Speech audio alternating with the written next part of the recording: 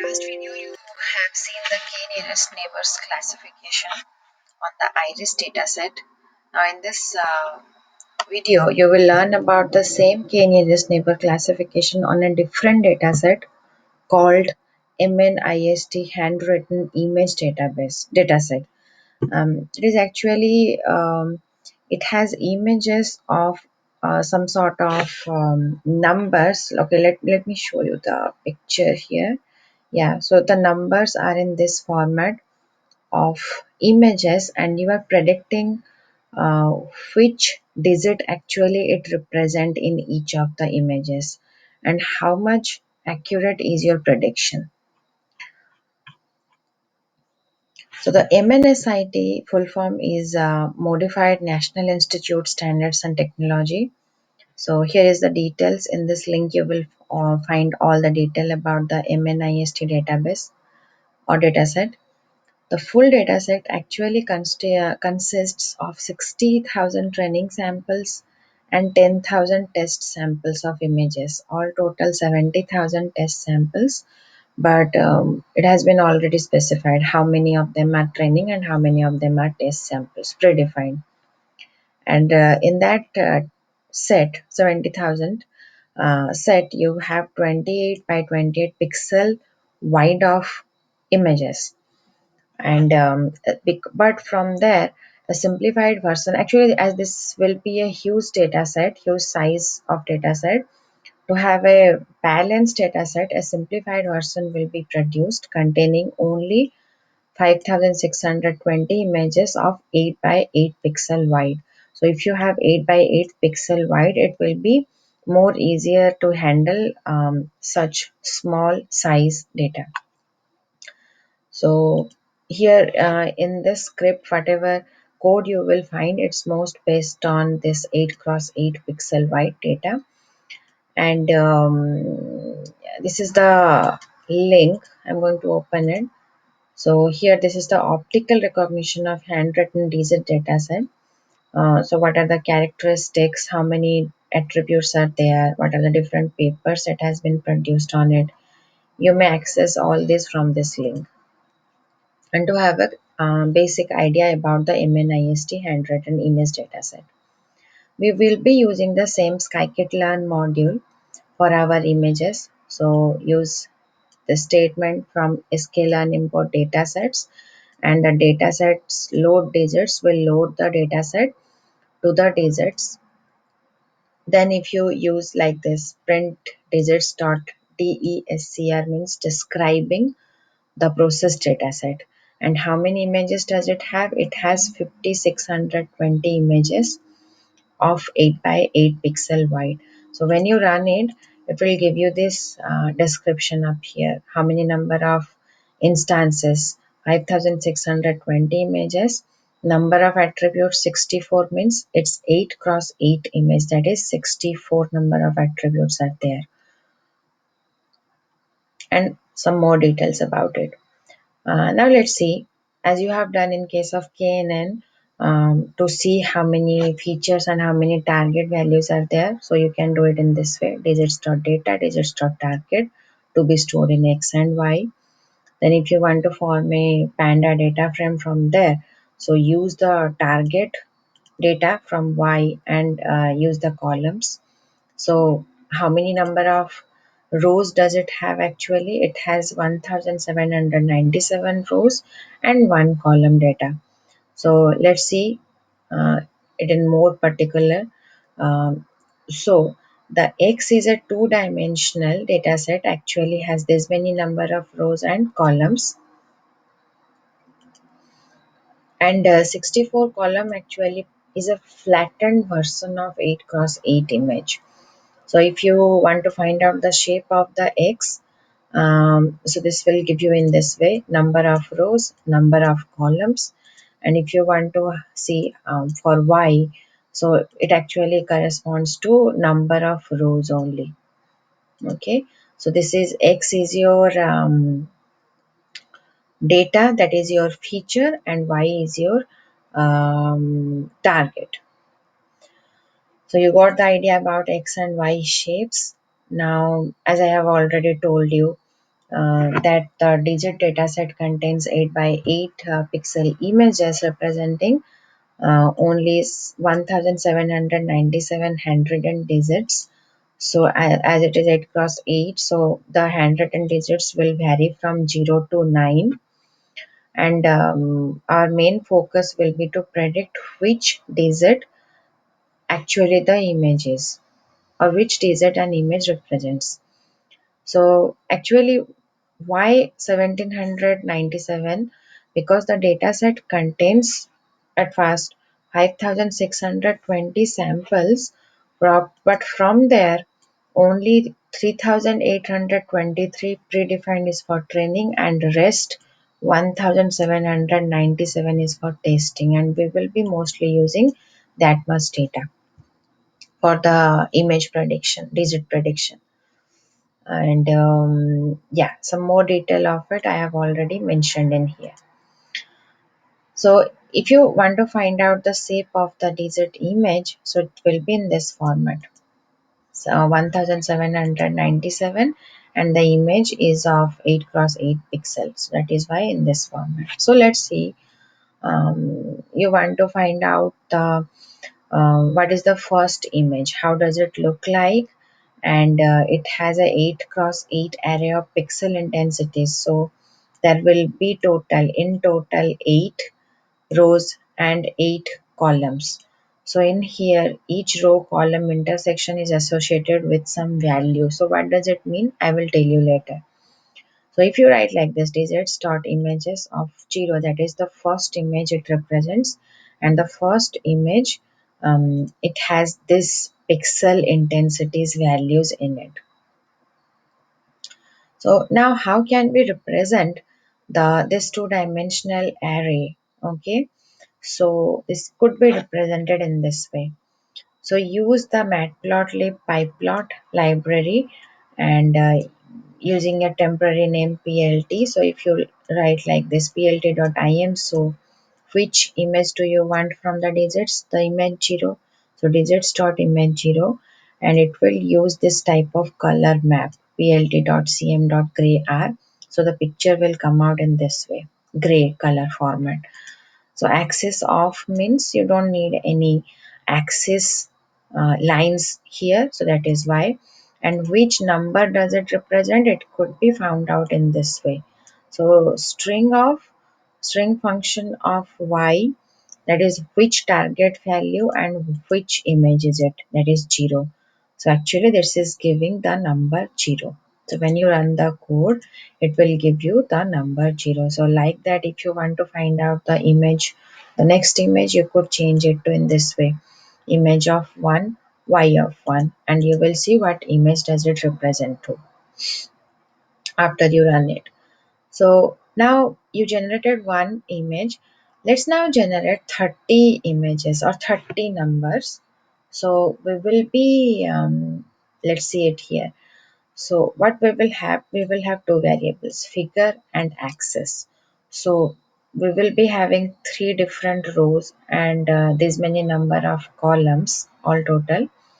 So for that, how many number of axes and pictures do you want?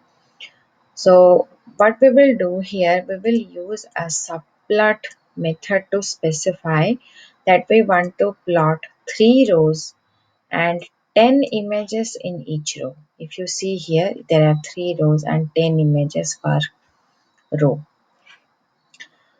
And each image will be of 15 by 6. The height and width will be specified in this way. And the method actually what it will return a tuple containing two elements, the figure and the array of axis for each sub figure, which axis which figure it will represent, because each axis contains 3 figures. Now next, there is another one new method called ravel. So ravel method is used for flattening the axis array. We need to flatten the image array values. So that is why we are using the ravel method. Now next, Actually, this plotted subplots, what it will do, it will create a 15 by 6 inch figure. This is the figure size specified by 15,6, containing 30 subplots arranged in 3 rows and 10 columns. And each subplot has its own axis object to display one digit per image in this way, 3 rows and 10 columns. Now there is one method, this one, the JIP method. So what it will do, each tuple that is generated from here, each tuple, JIP produces elements from same index in each JIP's arguments, and that argument with fewest elements determines how many tuples JIP returns. Okay. So it will basically iterate over the 30 axis objects. So first 30 images in the digits.images, if you see the description I have already written here. Why are we doing this? And we don't want any axis marks to be visible, so it should be set to off, AX to set to off. Now to display each one image each time with a given color, this one plt.cm.gray you need to set this imso function. Now to display this name up here, number 0, number 1, like this, to display the target value above image, you will use this set title method, and the whatever message or target value will be displayed, that will be in the format of a string. Okay, you got the idea. So when you run the code, you will get all these numbers. So if you see, each image is representing some sort of digit, and what digit it is represented in the topmost part of the target value. We got some idea. Now let's say you want to flatten the NumPy arrays. So to do that, we have different functions, and each part or each subsection will give you the output in this way. If you use the ravel method, so this is the way you will get the flattened image. If you want the feature data, if you want to feature data of all samples, so this is how all the outputs look like. Now we got some idea about our data set.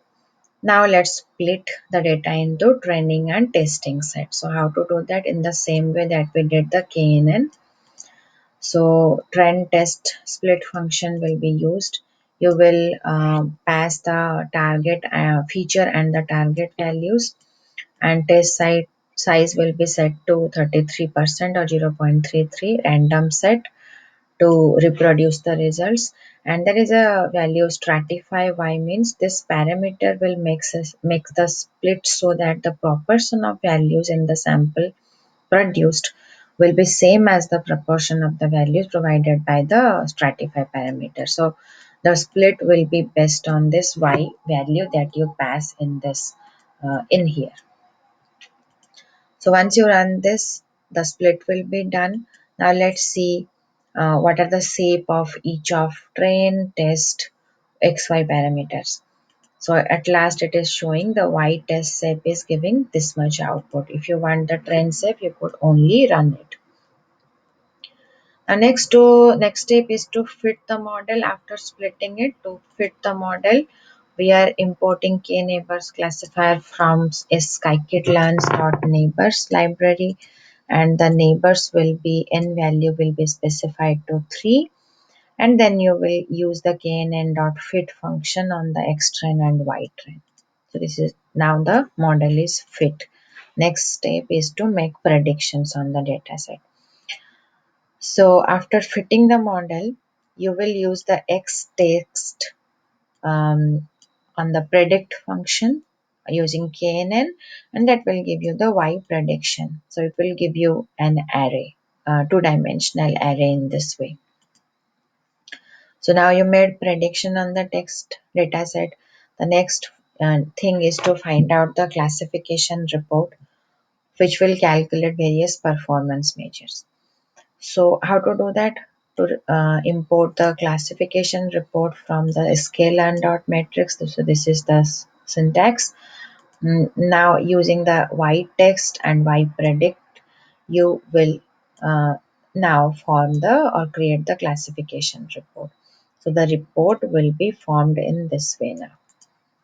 So here there are four columns. So the precision column will give you the total number of correct prediction for each digit 0 up to 9. Okay, so this is 1.1.00 means full. This is accurate for 0, but this is only 95% for 1. So like this. Now recall will give you total number of correct prediction for a given, all the given digit divided by total number of samples that should have been predicted on that digit. Okay, F1 score is the average of precision and recall value mostly, and support is the number of samples for given expected values, total number of samples. Then you find the accuracy, macro average, and weighted average for all the attributes. Now let's see or evaluate the results using a confusion matrix. So when you, we have already seen this in the KNN classifier. So import the confusion matrix from scikit-learn and use the y test and y prediction to form the confusion matrix. So now this matrix, what does it show actually? It will show how the observation in each row in each class were classified corresponding to each column. As the name implies, the confusion matrix is usually useful for identifying the areas where the classifier may be confused. So this is one confused area, this is one confused, this is one confused, and this is one confused area. Okay, and if you see, each row will be represented with the digits 0 up to 9 and each column also in the same way. Now we can visualize the confusion matrix with heat map. Okay, so we, for that we will be using cbon library.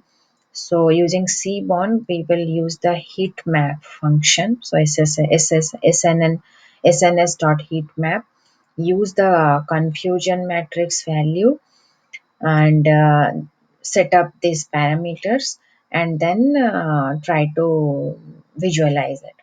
So what will happen here, these are all the digits here. So if you see for 5, digit 5, all total 59 samples have been identified or predicted correctly for 5, but only one of the sample is being by mistake predicted as 9.